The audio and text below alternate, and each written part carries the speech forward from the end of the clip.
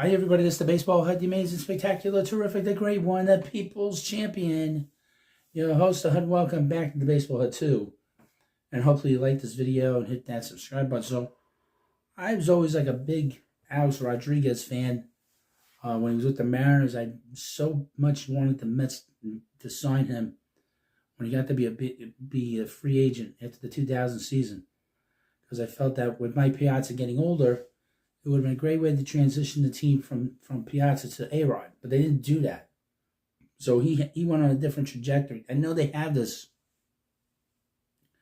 mini-series about Alex chronicling his life, but they don't mention his talks with the Mets. They just said he signed with the Rangers, and that was it. But there was a lot of drama around surrounding that free agency because the Mets were an obvious fit. They needed a shortstop. Ray Ordonez was hurt.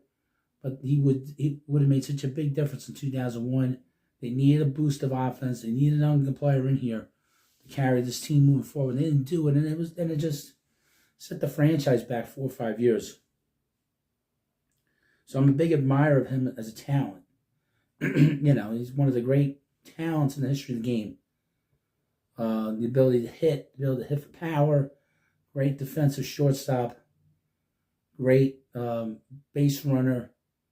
One of the smartest players we've seen. Think about A-Rod, and it's just a fault of his. He's too smart. He thinks he's the smartest guy in the room.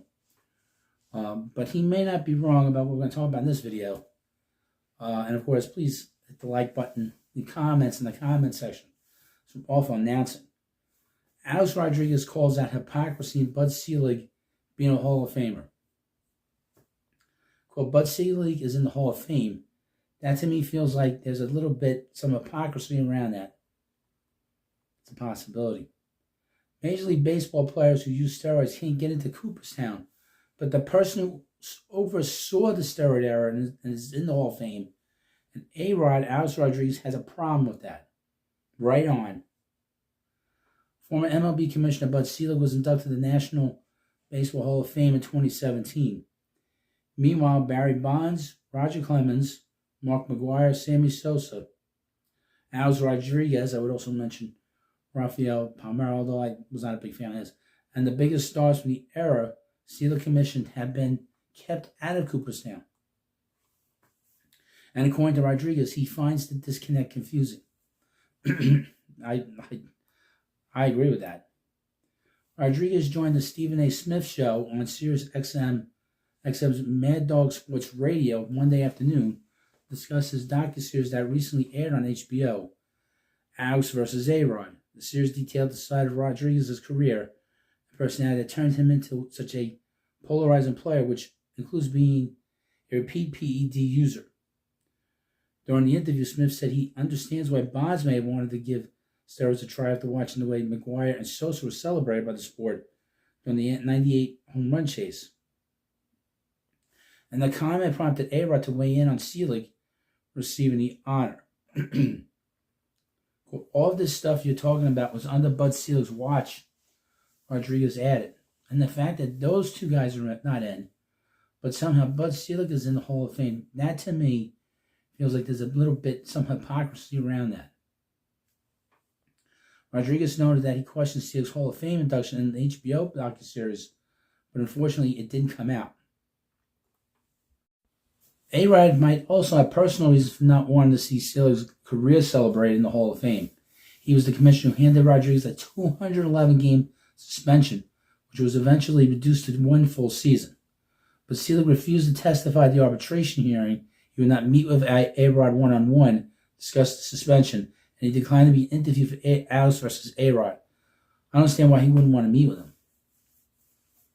On the contrary, Rodriguez has said Rob Manfred belongs in the Hall of Fame, crediting the current commissioner with saving baseball.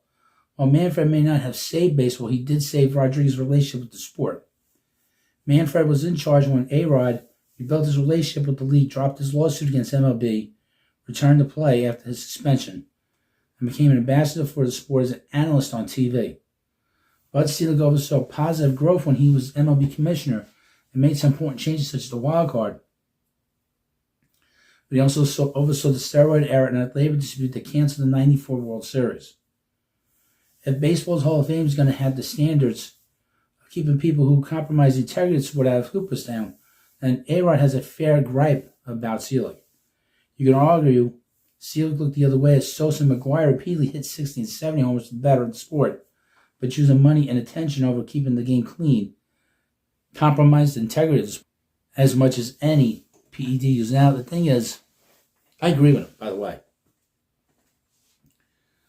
They were making millions and millions of dollars hand over fist in the 98 chase and all the stuff that happened after that, 99, 2000, 2001, all these home run records being destroyed. It started really 96.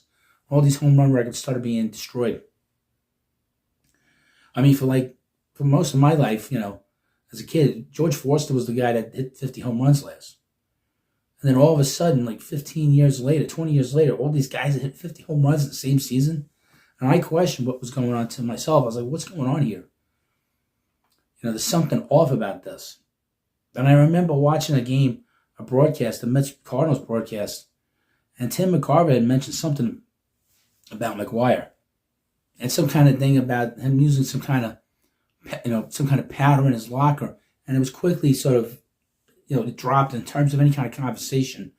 Joe Buck didn't say anything to him. But I never forgot that. And he was like the one person I remember questioning what was going on. And it was a very mild way, for McCarver. But you see all these players that aren't in the Hall of Fame. Like Bonds and Clemens in particular were guys that were Hall of Famers prior to the so-called taking of steroids. Now, Donald Trump has mentioned that Roger Clemens should sue Major League Baseball because he never failed the test. There's a lot of whispers about, just based on his appearance and the fact that he pitched so late in his 40s. And, there were always these stories about his wife, but he was never charged on anything. He was never in any kind of trial, unlike Barry Bonds, who had to deal with his trial, with the Balco trial. But Clemens should sue based on, and I think all these guys should think about suing, to be honest with you, because there are players, in my opinion, that played in the steroid era, that were on steroids. There are pretty obvious guys that were on steroids that are in the Hall of Fame. There's at least two of them that I can think of. One being Ricky Henderson, who played late into his 40s, and he was a teammate of Jose Canseco. This is based off of what I've seen. I'm not alleging anything. I don't know anything. And Jeff Bagwell, who, if you saw him in the minor leagues, he was a very different looking, physically looking player than when he played.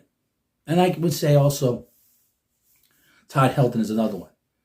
Because he was one that was hitting home runs like crazy. And then when they cracked down on the steroids, he got awfully small. I would also mention another guy that played with Jose Canseco is Ivan Rodriguez, another guy that looked very deflated the last few years of his career when they started cracking down on the steroids. He got very small very quickly. There are suspicions about these particular players for obvious reasons, and they're in the Hall of Fame. Bonds and Clemens and all these guys should go after them, go after Major League Baseball in a suit, and just go after them hard. In my opinion. Because you have guys that are in the Hall of Fame that you think that were on the stuff, and everybody looks the other way, maybe you can jostle some things here. I don't know. Bonds and Clemens are guys that should be in. There's no reason for them not to be. McGuire, you could say maybe not, because he's very much a one-dimensional player. Same thing with Sammy Sosa. A-Rod should be in there. Absolutely, in my opinion. Absolutely. I'd vote for him. Just based on my admiration prior to, who knows when he ever did it? Who knows what years? We know he did it at the end because he got caught. When was he doing it before that? Who knows? Who knows?